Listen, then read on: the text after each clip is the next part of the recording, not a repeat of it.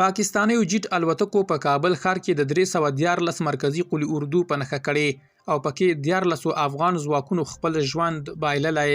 بشپړ جزئیات په ویډیو کې تر پایه وګورئ. پاتمنو لیدونکو ستړي مشئ. د CIA پخوانی کارمنې سارا اډمز پر خپل ایکس پاڼه لیکلي چې په وروستیو هوایي ګزارونو کې د یاد قلی اردو د وسلو د ترمیم مرکز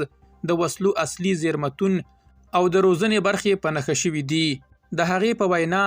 په دغو هوایي ګزارونو کې د افغان ځواکونو هغه مرکزی زیرمتون هم موخه ګرځول شوی چې د هیواد په منځنیو او شمالي ولایتونو کې د وسلو د ویش لپاره کارول کېده.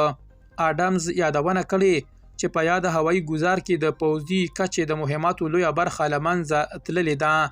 هغې همدا راز ډیره کړې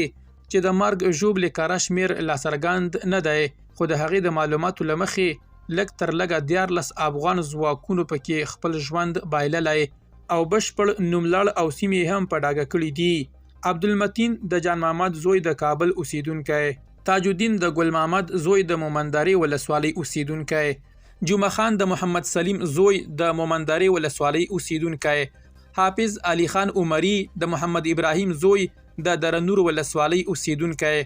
قاری جنت ګل ذاکر د محمد سلطان زوی د کونړ اوسیدونکی، شاکر الله زندانی د عبدالسمی زوی د کونړ اوسیدونکی،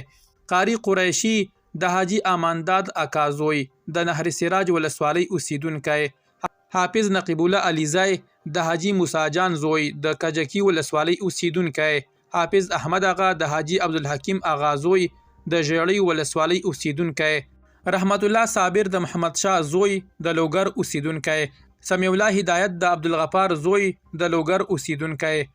حافظ عزیز الله غلچکی د اکرم شاه زوی د پکتیا اوسیدونکی، عبدالستار د محمد عظیم زوی د کاپیسا اوسیدونکی. تر اوسه د دغو څرګندونو په اړه د افغان واکمنۍ او نه هم د پاکستانی پوځ له لوري رسمي غبرګون خپور شوی دی او خپلواکو سرچینو هم تر اوسه دا ادعاوې په خپلواکه توګه نه دي تایید کړې. درنو لیدونکو له ملتیا مو مننه.